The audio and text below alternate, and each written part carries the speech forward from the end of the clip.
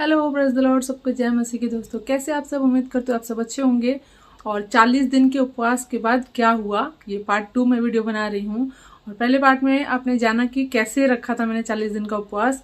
और इस वीडियो में मैं बताने वाली हूँ कि 40 दिन का जब मेरा उपवास पूरा हुआ तो उसके बाद क्या क्या हुआ, और परमेश्वर ने जो जो दर्शन दिए थे वो कैसे पूरे हुए, और जो जो परमेश्वर ने मुझे बताया था वो सब कैसे पूरा होता चला गया। तो ऐसा था कि सबसे पहले तो मुझे परमेश्वर ने तृप्त किया, है ना। मैं परमेश्वर के वचन के लिए बहुत भूखी प्यासी रहती थी, भटकती रहती थी, क्योंकि मैं अपने फैमिली में अपने पूरे जैसे भी मेरा कोई भी क्रिश्चियन बैकग्राउंड नहीं है, और अपने पूरे खानदान में मैं इकलौती विश्वासी थी जब मैं चली थी प्रभु में।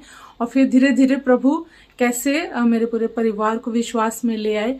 और ऐसा था ना, कई मेरी बहन ने पूछा है कि मेरा जो परिवार है, मैंने 40 दिन का उपवास किया था शायद इसीलिए वो विश्वास में आया। तो ऐसा नहीं था, मेरा परिवार उससे पहले से ही 3-4 साल पहले से ही विश्वास में था। 2019 से ही सब विश्वास में थे। और मेरा जो 40 दिन का मैंने उपवास किया था वो 2022 में किया था। तो काफ़ी फ़र्क पड़ता है। और जैसे मेरी शादी हुई थी तो मैं अपने जैसे ससुराल में आई थी तो मैंने सुसमाचार सुनाया था, और अपने आस पड़ोस में सुनाया, रिश्तेदारों में सुनाया, सबको बताया। और कैसे फिर, लेकिन शुरू में स्टार्टिंग के जो साल रहे मेरे लिए बहुत कठिन थे, क्योंकि ऑफ कोर्स सताव होता है हर एक विश्वासी के साथ। तो सताव भी हुआ मेरे साथ, और फिर लेकिन परमेश्वर ने कैसे उन सब चीज़ों को गवाही में बदल दिया। मेरी पूरी फैमिली जो मेरा विरोध करती थी, आज मसीह में सब उद्धार पाए हुए हैं। मैं परमेश्वर का धन्यवाद करती हूँ। तो परमेश्वर ने, और ये जो मेरी गवाही, ये मैं गवाही वीडियो स्पेशल इसीलिए बना रही हूँ कि जो 40 दिन का मेरा उपवास था उसका जो सारा निचोड़ था, परमेश्वर ने मेरे को जो बताया वो ये था कि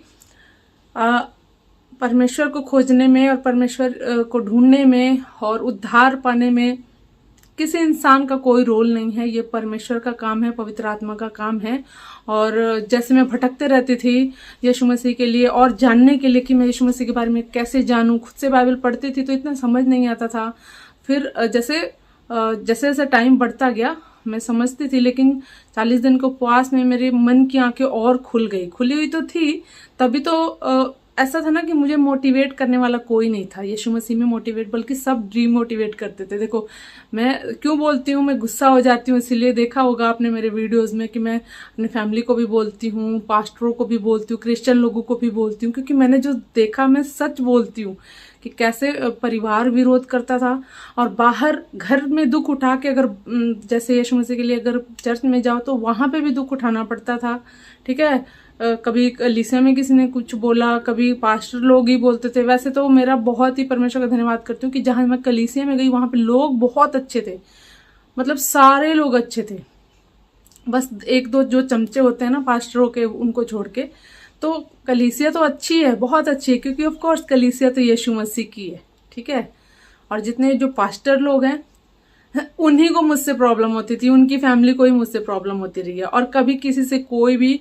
और क्यों होती रही है? क्योंकि मैं वचन को पढ़ने वाली, परख की आत्मा मुझे शुरू से, एक जो मेरा सबसे पहला वरदान मिला है ना, ये मुझे बचपन से ही मिला है। काफी मतलब परख का वरदान।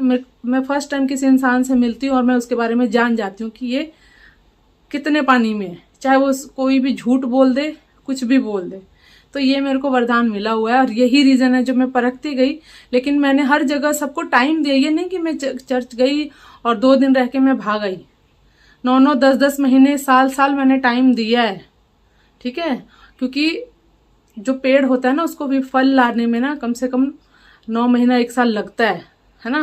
तो फल को आने में टाइम लगता है, तो इसीलिए मैंने मतलब काफी टाइम दिया इन लोगों को, लेकिन उतने में फल की पहचान हो जाती है। तो इनके जो फल थे ना इन पास्टरों के, ये मैंने 40 दिन के उपवास में, आप बोलते हो ना कि पास्टरों को बोलते रहती है, बुरा बोलती है, ये बोलती है, तो जो मैंने देखा एक्सपीरियंस की मैं वही बोलती हूँ।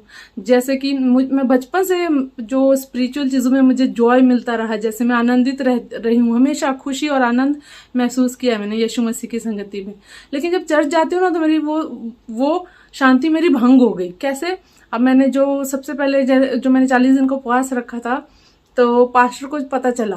क्यों? क्योंकि वो 40 दिन के उपवास में 20वें दिन मेरा बपतिस्मा था।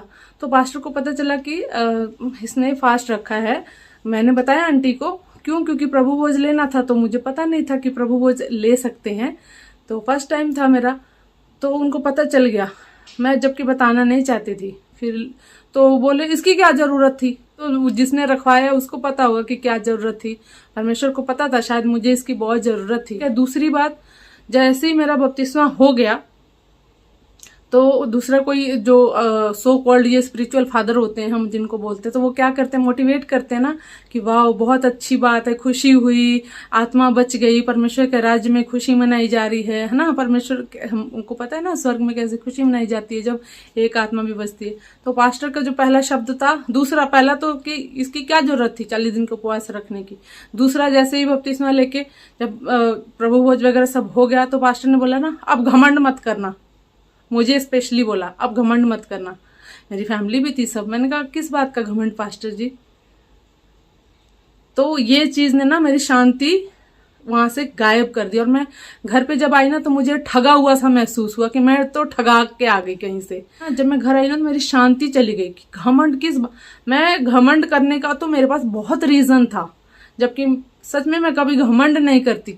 मैं क्यों बोलती हूँ, मेरे विश्वास और मेरे परिवार के विश्वास में किसी एक पास्टर का कोई रोल नहीं है। अब मैं आपको एक डिटेल में बताती हूँ। जैसे कि जब मैं विश्वासी थी, जब मेरी शादी हुई, हम किसी चर्च में नहीं जाते थे, कहीं नहीं। जब मैं और मेरे पति, पहले मैं विश्वास में आई, मैं चलती रही हूँ बचपन से परमेश्वर के साथ। फिर मेरा पति आया साथ में। मेरा जो पहला साथी है वो मेरा पति ही थे यीशु मसीह में विश्वास करने पे, ठीक है। जैसे जैसे मैं बोलते गई वैसे वैसे होता गया, तो इससे मेरी फैमिली विश्वास में आते गई, ठीक है। फिर धीरे धीरे मेरे father in law, mother in law, इनका अलग अलग, सबकी अलग अलग गवाही है। मैं फिर कभी शेयर करूंगी, इन लोगों से ही गवाही दिलवाऊंगी, ठीक है। तो ऐसे टाइम निकलता गया और मैं अपने परिवार को लेकर चलती रही प्रभु में। और एक टाइम आया जब मुझे परमेश्वर की आज्ञा कि चर्च को ढूंढना है, क्योंकि आत्मिक उन्नति करनी है और मुझे बपतिस्मा भी लेना था, ऑफ कोर्स लेना था। मैंने बचपन से ही परमेश्वर को वादा किया था कि मैं आपसे प्यार करती हूँ, मैं आपसे बपतिस्मा लूंगी। सबके सामने मैं बपतिस्मा मतलब प्यार का इजहार होता है, ठीक है, धर्म बदलना नहीं होता है। तो अंगूठी पहना के ना सगाई करते हैं ना, कैसे करते हैं कि सबको पता चले कि हाँ अब ये रिश्ता पक्का हो गया, कोई किसी तीसरे का काम नहीं है। तो मैं भी यही बपतिस्मा के लिए प्रभु को मैंने वादा किया था कि मैं आपसे प्यार करती हूँ और मैं कुछ भी हो जाए दुनिया में, कोई भी मुझे छोड़ दे, कुछ भी मेरे साथ हो जाए, मैं बपतिस्मा लूंगी, मैं प्रूव करूंगी कि मैं यीशु मसीह से प्यार करती हूँ, ठीक है। तो लेकिन फिर हम इसीलिए मैं चर्च ढूंढने निकली। जब निकली फिर मेरे साथ ऐसे ऐसे हादसे होते गए जो आपको पता ही है ना। फिर वहां पे एक्सीडेंटली एक चर्च में जहां मैं जाती थी, तो वहां पे पास्टर की बीवी ने बोला था कि जैसे मैं पागल हूं ऐसे टाइप में, कि आपको तो काउंसलिंग की जरूरत है। एक्चुअली ना जो मेरा विश्वास है ना यीशु मसीह में, मेरे विश्वास को देख के ये पास्टर और पास्टर फैमिली डर जाते हैं। मुझे नहीं पता क्यों डर जाते हैं बेचारे, ठीक है। क्या मैं इनकी पोस्ट छीन लूंगी, ठीक है, ऐसा कुछ नहीं है। परमेश्वर ने जिसको जो दिया है वो दिया है, जिससे ले लिया है उसको कोई दे नहीं सकता है ना। तो दूसरी बात कि मुझे कभी भी पास्टर बनना नहीं था। मैं जहां जहां गई हूँ, इसीलिए मैं जहां जिस चर्च में जाती थी मैं पहले ही बोलती थी कि मुझे पास्टर नहीं बनना है ना, क्योंकि इनको लगता था ना कि शायद पास्टर बनने के लिए कर रही हूँ। मुझे यूट्यूबर ही बनना था, मुझे सेलिब्रिटी में मुझे अपना डांस कोरियोग्राफी ही करनी थी और कुछ भी नहीं। ये मेरी फैमिली जानती है, ठीक है। तो ये इन लोगों का डर था। और परमेश्वर ने मुझे एक चीज सिखाई कि आपको यीशु मसीह को जानने के लिए किसी चर्च की जरूरत नहीं है, किसी पास्टर की जरूरत नहीं है, और किसी इंसान का कोई रोल नहीं है इसमें, ठीक है। और यही मुझे 40 दिन के उपवास में सिखाया, और भी बहुत कुछ सिखाया। जैसे परमेश्वर ने डिपेंड होना, किसी भी पास्टर के ऊपर आप डिपेंड हो जाओ, ये परमेश्वर नहीं चाहते, यीशु मसीह नहीं चाहते। 40 दिन के उपवास में मैंने सीखा, परमेश्वर ने मुझे ये सिखाया कि आपको भी यीशु मसीह पर डिपेंड रहना है, विश्वास करके यीशु मसीह क्या बोलते हैं आपको वैसे चलना है, ठीक है। और किसी भी पास्टर के जो आप वचन सुनते हो आंख बंद करके विश्वास नहीं करना। वचन को पढ़ो, परखो कि वचन में क्या लिखा है, ठीक है, उसके हिसाब से चलना है। 40 दिन के उपवास में मैंने सब कुछ सीखा, ठीक है। मेरे लिए भी आसान नहीं था चर्च को इतना छोड़ देना, क्योंकि आपको पता है ना मेरी फैमिली भी जहां एक बार जाती थी वो जम जाती थी, वो निकलने का नाम नहीं लेगी, क्योंकि वो इतना डीपली वचन को नहीं जानते थे। लेकिन जैसे जैसे अब तो वो इतना जान गए कि अब कोई नकली पास्टर है ना तो मेरी फैमिली पर रख के उनको भगा देगी क्योंकि यीशु मसीह के जैसा इनका जो कैरेक्टर है ना वो है नहीं। दिखता नहीं है।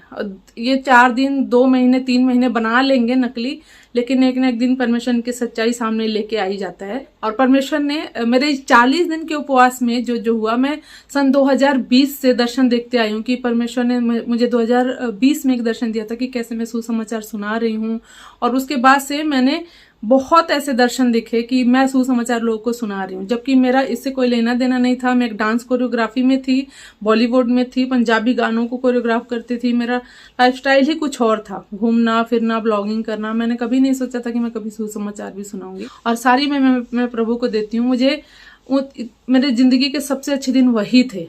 मतलब इतनी खुशी और जॉय में मैं भर जाती थी। बहुत खुशी के दिन थे मेरे लिए। और हाँ, लेकिन बपतिस्मा जब मेरा हुआ, जब पास्टर ने ऐसे वर्ड्स बोले थे, उसके बाद मेरी शांति चली गई थी। फिर मैंने परमेश्वर से अपनी शांति को मांगा कि प्रभु मुझे शांति दे दीजिए। मुझे ऐसा लग रहा था ना कि पवित्र आत्मा मेरे पास से चला गया है, कि किसी गलत बंदे का हाथ मेरे सर पे आ गया, ऐसा लगा मुझे। क्योंकि जब बपतिस्मा होता है ना, जैसा इंसान होता है, जैसा उसका हाथ हमारे सिर पे आता है ना, उसकी कुछ चीजें हमारे ऊपर भी आ जाती है। तो इसीलिए आपको भी ना कहीं भी किसी के पास जाके अपने सर पे हाथ मत रखवाना, जरूरत ही नहीं है। मैं तो विश्वास नहीं करती इन सब बातों में। मेरे सर पे तो यीशु मसीह का हाथ होना चाहिए और किसी इंसान का नहीं। मैंने देख लिया इन सो कॉल्ड पास्टर लोगों को। हाँ, कुछ होंगे अच्छे हैं इसमें, लेकिन आपको ढूंढना है। मुझे अभी तक नहीं मिले हैं ऐसे, ठीक है। दूसरी बात, परमेश्वर ने अपने सारे दर्शनों को पूरा किया। मुझे 2020 से दर्शन देखना मैं शुरू हो गई थी कि मैं सेवकाई कर रही हूँ। और सबसे पहली बात, मुझे पता नहीं था कि 40 दिन का उपवास सेवकाई के लिए होता है, वरना मैं करती ही नहीं, क्योंकि मुझे सेवकाई करनी ही नहीं थी, ठीक है। क्योंकि मुझे पता है जब आप सेवकाई की बात बोलोगे ना, तो ये पास्टर लोग मतलब ये जल भून के खत्म हो जाते हैं। मैं कह रही हूँ, मैंने देखा इन लोगों को, मतलब बहुत हंसी आती है मुझे। ये जो हिंदू में ये पंडित लोग नहीं होते हैं, वैसे इनका भी ऐसा ही हाल है। मेरी नजर में तो सेम, उनसे भी गिरे हुए हैं, ये बहुत ज्यादा गिरे हुए हैं ठीक है। और परमेश्वर न्याय के दिन में इनका सबसे पहले तो इन्हीं का न्याय होगा। मैं तो कभी सेवकाई नहीं करना चाहती थी, और मैं आपको बताती हूँ ना कि कैसे फिर परमेश्वर ने मुझे जो दर्शन दिया था कि मैं सेवकाई कर रही हूँ ऐसे लोगों को, बच्चों को। आप मेरी टेस्टिमनी वाली वीडियो जरूर देखना, उसमें मैंने सब कुछ बता रखा है। वो ये वीडियो उन्हीं दिनों का ही है, ठीक है। 4 साल 5 साल पहले की वीडियो है, जाके उसमें देख लेना अगर विश्वास किसी को ना हो रहा हो तो। मैंने बताया कि परमेश्वर ने ऐसे से मुझे दिखाया है, और मैं बेवकूफ थी जो मैंने वो वीडियो बना के डाल दिया था शायद पता नहीं क्यों डाला। 40 दिनों के उपवास में परमेश्वर ने जो मुझे एक खास चीज करके दिया, स्पेशल पूरा किया, वो ये है कि 2020 से मैं देखती आई हूँ कि मैं कैसे सेवकाई कर रही हूँ, सुसमाचार सुना रही हूँ। और जब मेरे 40 दिन का उपवास कंप्लीट होने वाला था, 1-2 दिन रह गए थे, तो मुझे परमेश्वर ने एक दर्शन दिखाया। दिन में ही देखा मैंने, जैसे मैं प्रेयर में बैठी थी, तो मुझे जब मैं आंख बंद करके मैं प्रेयर कर रही थी, तो मेरे को दर्शन दिखाया कि मेरा जो घर है ना, वो भर गया है लोगों से, और मैं सबके लिए प्रार्थना कर रही हूँ। मैं और मेरे पति, हम सबके लिए प्रेयर कर रहे हैं, ठीक है। सब लोग ऐसे खड़े हैं, और मैं और मेरे हस्बैंड हम ऐसे खड़े हैं, और मेरी फैमिली भी इधर है, ऐसे मेरे mother in law, father in law, मेरे मम्मी पापा भी सब इधर हैं, और हम सेवकाई कर रहे हैं। और बहुत से लोग हैं, उनके लिए मैं प्रार्थना कर रही हूँ, और बड़े बड़े काम हो रहे हैं परमेश्वर के। तो मेरे को बहुत अजीब लगा। मैंने कहा प्रभु मैं ये नहीं करना चाहती हूँ, तो लेकिन मुझे आवाज आई कि ये होगा। फिर जैसे उसी टाइम की बात है, दोपहर की बात, जब मैं नीचे उतर के आई, अपने मदर इन लॉ को सबसे पहले मैंने बताया, क्योंकि घर में वही थे। मैंने कहा मम्मी ऐसे ऐसे बात है, मैंने दर्शन में अभी देखा है कि परमेश्वर हमको सेवकाई देने वाले हैं, ऐसे ऐसे लोग आए हैं, भीड़ की भीड़ इकट्ठी हो रही है, और मैं उनके लिए प्रार्थना कर रही हूँ। तो मम्मी कह रही ये तो नहीं हो सकता। मेरे मदर इन लॉ कहते ये तो नहीं, ये तो इम्पॉसिबल चीज़ है, ये हम लोग हमारे खानदान में करते नहीं है ये सब, हम लोग राजपूत लोग हैं, हमारे ये सब नहीं करते हैं सेवकाई, हमको ईसाई नहीं बनना है तो मैंने कहा मम्मी ये ईसाई की बात नहीं है, ये मुझे नहीं पता क्या है, लेकिन परमेश्वर ने मुझे ऐसे दिखाया है। फिर शाम को मेरे हस्बैंड आए, मेरे हस्बैंड को मैंने बताया, वो तो तैयार हो गए, कह रहा अच्छा ठीक है, परमेश्वर की इच्छा जैसी वैसी पूरी हो। फिर मेरे फादर इन लॉ को बताया अगले दिन सुबह, तो वो तो खुश हो गए, कह हाँ ये तो बहुत अच्छी बात है, करो। और जब हमने कहा कि हम सब ने मिलकर प्रार्थना की कि प्रभु आपकी ओर से है तो ये होने पाए, अगर आपकी ओर से नहीं है तो ये कैंसल आउट हो जाए। तो हमने प्रार्थना की, और हम प्रार्थना में ही थे। एक दिन दोपहर को हम प्रार्थना कर रहे थे, तो अचानक से 2 लेडीज आई, बीमार थी वो, और उन्होंने बोला कि आप सुना है कि आप प्रार्थना करते हैं। मैंने कहा आपको कैसे पता चला? तो आपके घर से ना ढोलकी की आवाज़ आती है। मैं ना और हम लोग ढोलकी वगैरह बजा के हम लोग भजन गाते थे, तो उसकी आवाज़ से वो चली आई। फिर वो आई, फिर आते गई ऐसे भीड़ हमारे घर भरता गया। और सबसे खास बात ये है ना कि अगर परमेश्वर किसी को सेवकाई देता है ना, तो किसी और की भेड़े नहीं देता है। ये मैंने देखा है कि इन पास्टरों को लगता है ना कि भाई 2 पास्टर, ऐसे लोग कमेंट भी करते हैं जो नए सेवकाई कोई करना चाहता है ना, कोई लड़की को तो मैंने देखा नहीं है।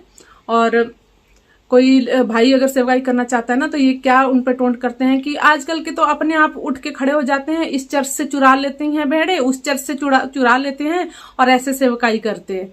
ये गलत है।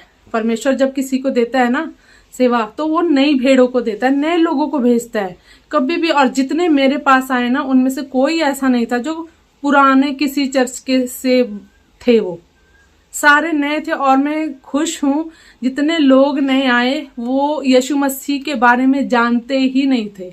यहाँ तक कि यीशु मसीह का नाम लेना भी उनको नहीं आ रहा था। कोई यीशु मसीह बोल रहा था, कोई यीशु मसीह बोल रहा था, मतलब पूछो ही मत।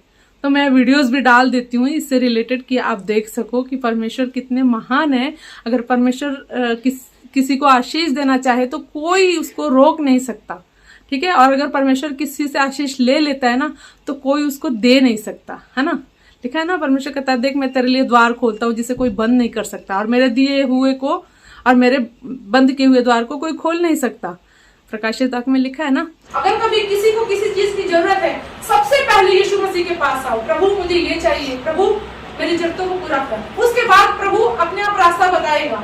जैसे आंटी की गवाही हमने सुनी है, अपने आप को 0 कर दो।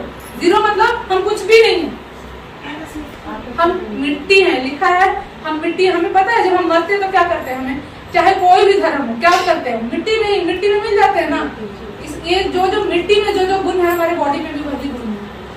साइंस ये प्रूव करती है और बाइबल हमको यही बताती है। बाद में पहले बाइबल है, बाद में साइंटिस्ट लोग खोज के बाइबल तक पहुंचे कि बाइबल की बातें सब सच है। ऐसे ही नहीं लोग इस बाइबल के पीछे, यीशु मसीह के पीछे पागल हो गए। जहाँ उसका वचन पहुंचता है वहीं पे फटाफट काम होता है, लोग सब छोड़ के उसके पास भागे आते हैं।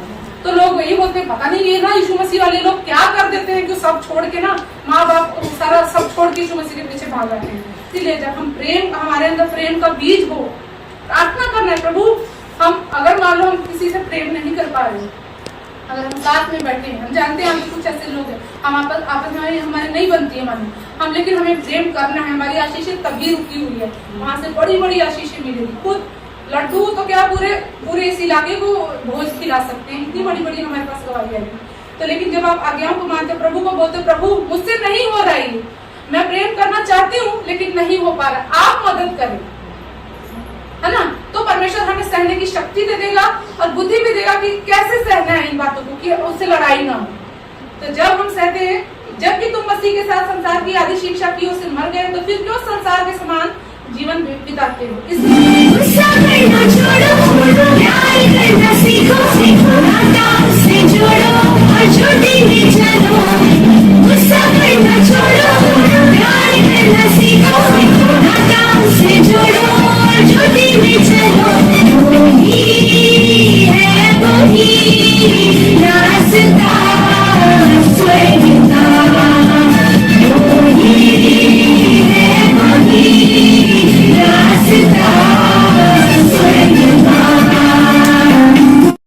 सारे दर्शन कंप्लीट किए, जो मैंने सुसमाचार सुनाना था वो सब सुनाया।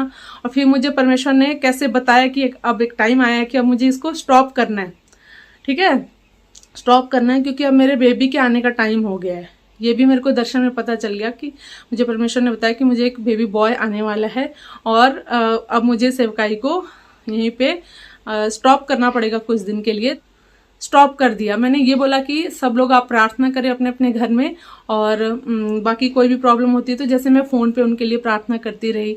और यही रीज़न है जो मैं बहुत, और कलीसिया में चर्च ढूंढती रही कि कोई तो अच्छा ऐसा पास्टर हो जो जहाँ पे इन लोगों को मैं फिट कर सकूँ, जहाँ पे दे सकूँ, और मुझे कोई नहीं मिला, सब भेड़िए हैं, ठीक है। इसीलिए ना मैं भी इंतज़ार कर रही हूँ, प्रार्थना कर रही हूँ कि अभी भी वो लोग मेरे पास हैं, परमेश्वर के जो लोग हैं, मैं एक ऐसे ढूंढ रही हूँ जहाँ मैं उन लोगों को परमेश्वर के जहाँ पे पैसे के लालच में नहीं कलीसिया की सेवा कर रहे हैं कि वो लोग पैसा देंगे, क्योंकि मेरे पास जितने लोग आए तो सब गरीब हैं, ठीक है। और दूसरी बात, जब मैंने सेवकाई की, मुझे परमेश्वर ने भी बोला कि कैसे मैंने और मेरे हस्बैंड ने हमने अपनी कमाई में से उनको खिलाया। जब सेवकाई करते थे, संडे का दिन होता था, जो जितना खर्चा होता था मेरे और मेरे हस्बैंड का होता था। मेरे यूट्यूब से जितनी अर्निंग होती थी वो सब मैंने उसमें लगाया, और जितना मेरे हस्बैंड की कमाई होती थी उसमें से भी हम सेवा करते रहे। क्रिसमस पे भी हमने उनको अपनी कमाई से दिया सब कुछ, ठीक है। और फिर कैसे परमेश्वर ने अपना वादा पूरा किया, और उसके बाद परमेश्वर ने मुझे बहुत आशीष दी। हम किसी चर्च नहीं गए, किसी पास्टर की हेल्प नहीं ली, कोई एक भी किसी इंसान का रोल नहीं है। मैं सारी महिमा यीशु मसीह को देती हूँ, और ये गवाही देती हूँ कि यीशु मसीह सच्चा परमेश्वर, वो कुछ भी करा सकते हैं, सब कुछ उनके हाथ में है। इसलिए अगर आप यीशु मसीह से प्रेम करते हो तो आप आंख बंद करके प्रेम करो, पूरे दिल से, जान से, तन मन धन से करो, ठीक है। और कोई आपको रोक नहीं सकता, आपको घर में ही सब कुछ मिल जाएगा। जैसे मुझे सब कुछ घर में ही आया, सब यीशु घर, मेरे खुद यीशु चल कर आए, मुझे कहीं ढूंढने जाने की जरूरत नहीं पड़ी। लेकिन हाँ, मैंने उठाया तो पहला कदम। मैं बचपन से ढूंढती रही हूँ यीशु मसीह को, और एक टाइम आया जब वो खुद मेरे घर चल के आ गए, और कैसे मैंने उनकी सेवा कंप्लीट हुई। और आज भी मैं सेवकाई कर ही रही हूँ। फ़ोन पे मैं लोगों को बताते रहती हूँ, फ़ोन पे कुछ मुझसे पूछते हैं वो भी, तो मैं उनको बताती हूँ, है ना, रास्ता दिखाती हूँ कि हाँ अब ऐसे करना है, ऐसे करना है। उनमें से कई लोग कहीं और चले गए हैं तो फ़ोन भी करते हैं कि दीदी हमने अब बपतिस्मा लेना है, हमने ये करना है, हमने वो करना है, ठीक है। तो ऐसे परमेश्वर का काम अभी भी चल रहा है, परमेश्वर मुझे इस्तेमाल कर रहे हैं। किसी के जलने से कुछ नहीं होता। और दूसरी बात, मैं पास्टर नहीं बनना चाहती थी, और ना मैं बनना चाहती हूँ। लड़कियों को पास्टर बनना भी नहीं चाहिए, ठीक है, क्योंकि परमेश्वर का जो काम है ना, उसको हल्के में नहीं लेना चाहिए। और मैं आगे बताऊंगी कभी किसी टॉपिक पे अपनी बहनों के लिए। अगर कई बोलते हैं कि लड़कियां पास्टर क्यों नहीं बन सकती है, देखो बनने को बन सकती है, अच्छी बात है, प्रचारक बन जाओ, बन सकती है, लेकिन बहुत मुश्किल काम है, मैं बताती हूँ। क्योंकि एक लड़की होना अपने आप में बहुत जिम्मेदारी का काम होता है। ऑलरेडी हमारे पास इतनी जिम्मेदारियां होती है, हमें एक अच्छी वाइफ, अच्छी पत्नी, अच्छी मतलब घर का सब कुछ, सारी जिम्मेदारी हमारे ऊपर रहती है। फिर परमेश्वर का ऊपर से काम, है ना। तो जो परमेश्वर ने बेटों को चुना है तो ये काम उनको देना चाहिए।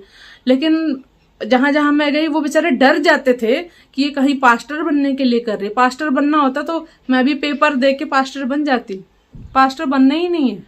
तो चलो ये अलग चीज़ है। तो ये मैं गवाही देती हूँ कि यीशु मसीह में किसी की ज़रूरत नहीं, किसी इंसान की ज़रूरत नहीं है। मुझे किसी इंसान की हेल्प के बिना मैं परमेश्वर को जान पाई हूँ, मैंने ढूंढ लिया, और यही मेरी गवाही है। और जितने लोग मेरे पास आए मैंने सबको बता दिया कि यीशु मसीह आने वाले हैं। हाँ, ये नहीं बोल रही कि अभी आ जाएंगे, 2026 में आ जाएंगे, लेकिन अपनी तैयारी कर लो, बहुत जल्दी वो आने वाले हैं। घर में रहकर बिना अगुआ के भी मैं प्रभु को ढूंढ सकती हूँ, ये मुझे परमेश्वर ने बताया। जो दर्शन दिया उसे पूरा किया। फिर मैंने बोला कि यीशु, मैं आपका ना दर्द महसूस करना चाहती हूँ। मतलब यीशु मसीह से मैं प्रेम तो करती थी, लेकिन मैं यीशु मसीह आपका दर्द महसूस करना चाहती हूँ। जो आपको मारा, आपके हाथ पैर पे कील ठोक दिया, आपके पीठ पे इतने कोड़े पड़े, तो मैं वो दर्द महसूस करना चाहती हूँ। और वो दर्द इतना गहरा, जब मैं प्रेयर में बैठी और जब मैंने ये बोला ना, तो ऐसा लगा ना कि वो सब मेरे शरीर पे मार रहे हैं। और मैं ऐसे इतना रोने लगी ना, इतना पानी पानी पूरा, मतलब मैं रो के आंसू से मैं भीग चुकी थी।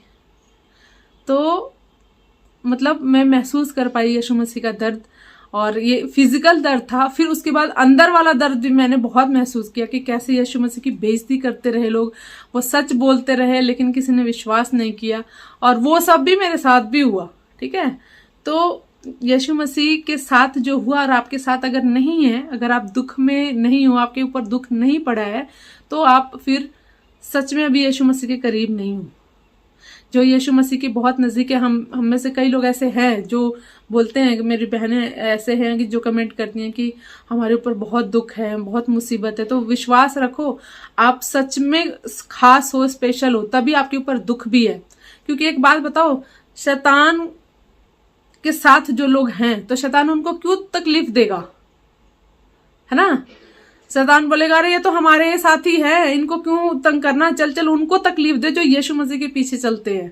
तो आप यीशु मसीह के पीछे हो ना, तो इसीलिए आपके ऊपर दुख मुसीबत ये सब है, लेकिन विश्वास रखो ये थोड़े दिन का ही है। कुछ दिन पहले यीशु मसीह की मूवी देख रही थी, तो उसमें मैंने देखा कि कैसे यीशु मसीह उपवास में थे और फिर उनका बपतिस्मा हुआ और फिर उन्होंने सेवकाई की। मेरे साथ सेम ऐसा ही हुआ।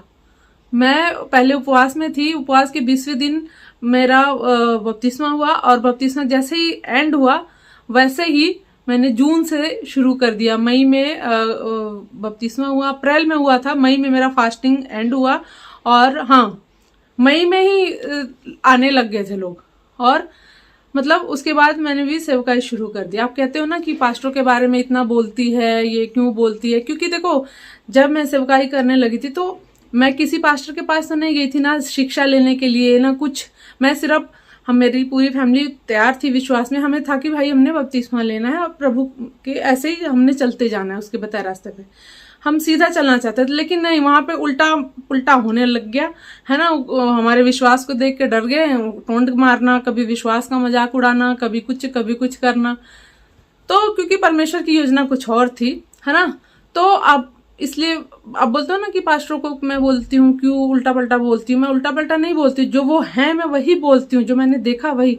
अब देखो 40 डेज फास्टिंग में मुझे परमेश्वर ने जो दर्शन कंप्लीट करने के लिए बोला कि ये दर्शन हो के रहेगा। मैंने भी बोला कि प्रभु ये मैं नहीं करना चाहती, मेरे बस की बात नहीं। मेरी फैमिली भी बोल रही थी कि नहीं करना है, लेकिन बाद में जब सबने प्रार्थना की मिलके तो शांति हुई। प्रभु ने कहा हाँ ये होके ही रहेगा। और जब शुरू किया तो बहुत सारे पास्टर लोग जगह जगह से आने लगे हमारे घर। कहते ना ऐसे लड़कियां सेवा नहीं कर सकती, ऐसे नकली लोगों ने यीशु मसीह का नाम खराब किया है। तो और भी बहुत सारे लोग आए है ना, बड़े बड़े पोस्ट वाले भी आए। कहते ना ऐसे लड़कियां सेवा नहीं कर सकती। अब देखो मैं आप एक कॉमन सी बात बताओ, मैं सेवकाई कर रही हूँ, अपने घर में कर रही हूँ, मैं किसी के घर नहीं गई। अचानक से कोई बाहर से पास्टर आके तुम्हारे घर में आ जाए और बोले कि लड़कियां सेवा नहीं कर सकती। तेरे बाप के घर जाके कर रही हूँ, तेरे बाप का क्या जा रहा है? और या तो ये बोल कि मैं तेरे जैसा पैसा ले रही हूँ। हम लोगों ने जो सेवकाई की थी ना, हमने अपना दिया, हम अपना भोजन देते थे। किसी को पैसे की जरूरत होती थी, जैसे किसी को बीमारी है तो किसी को डॉक्टर के पास जाना है तो दवाई दे दिया, किसी को खाना दे दिया, कपड़ा दे दिया, राशन दे दिया, बर्तन दे दिया, कपड़े दे दिए। मतलब सारी हेल्प परमेश्वर की दया से परमेश्वर ने हमें इस योग्य बनाया कि हम कर पाए। तो इसमें तुम्हारे बाप का क्या जा रहा है? अगर हम किसी गरीब का भला कर रहे हैं अपनी कमाई, अपने खून पसीने की कमाई से, तो तुम्हारे बाप का क्या जा रहा है? किसी की मदद कर रहे हैं, हमेशा करते हैं, हम हमेशा करते हैं। कहते हैं ना कि जब तेरा दाहिना हाथ कुछ करे, दान करे, तो तेरे बाएं हाथ को भी पता ना चले। तो हम हमेशा करते रहते हैं, हम किसी के आगे ढिंडोरा नहीं पीटते हैं है ना। तो ये सब मेरी बातें थी जो मैं शेयर करना चाहती थी कि परमेश्वर ने 40 दिन के उपवास के बाद क्या क्या हुआ, वो सब मैंने आपसे शेयर किया। उम्मीद करती हूँ कि आपका विश्वास बड़ा होगा, डरना नहीं है ना। परमेश्वर हमेशा कहते हैं मत डर, मैं तेरे साथ हूँ। और परमेश्वर पे भरोसा रखना, किसी इंसान पे कभी भरोसा मत रखना, धोखा देंगे और लज्जित भी करेंगे है ना। यीशु मसीह पर भरोसा रखो और चलते जाओ, यीशु मसीह के साथ चलते जाओ। ना दाएं देखो ना बाएं देखो, सामने की तरफ देखते चलो, यीशु का पीछा करो, किसी इंसान का पीछा मत करो। और परमेश्वर की महिमा करते रहें। आप सबको प्रभु बहुत आशीष दे। बाय बाय, जय मसीह की।